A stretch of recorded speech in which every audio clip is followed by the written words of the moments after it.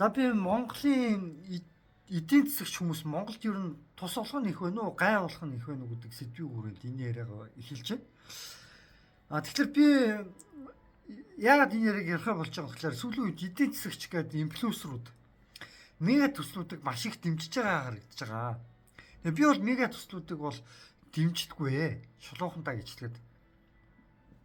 Тэгээ яагаад гэх юм бол эдийн засагчид яг дотроос нь хөрөнгө оруулаад тэ ашиг аавна мөнгө л тэдэн зөвхөн бодогдоод байна шүү дээ. Ашиг аавна мөнгө аавна. Тэгээ тодорхой нэг хэдэн хэмжээний дагалдагчдаа тэдгээр хүмүүсээс шуналтаа зөвхөн мөнгө л харж штэ. Түүнээс яг эх орноо бодож байгаа хүмүүс бол надад харагдахгүй байгаа байхгүй юу?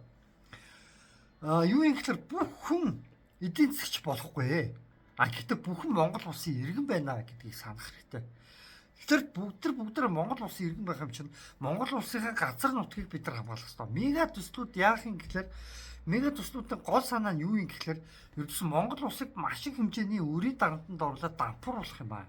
Яг Шри-Ланкийн ардаас явж байгаа. Шри-Ланката хятадуудын өгсөн зээлийн тэр хурдан хугацаанд өндөр бүтэд зээлийн тэр бодлогууд нь яг одоо манай Монголд орж иж байгаа бодлогууд юм аа. Яг л тийм байгаа. Тутахгүй дампуурал руугаа хятадуудын мэдлэлд бүх одоо юу гэдгийг те мега төслүүд баригдлаа гэхэд очино. Баригдгүй мод газар нутгаасаа бид өгөх хэрэг гарнаа. Тэр энийг маш сайн анхааралтай аваач гэж хүсэж байна. За тэгээд өнөөдөр 2024 оны 12 сарын 13-ны өдөр болж энэ хүрээд нэмжлэг өндөрлөө.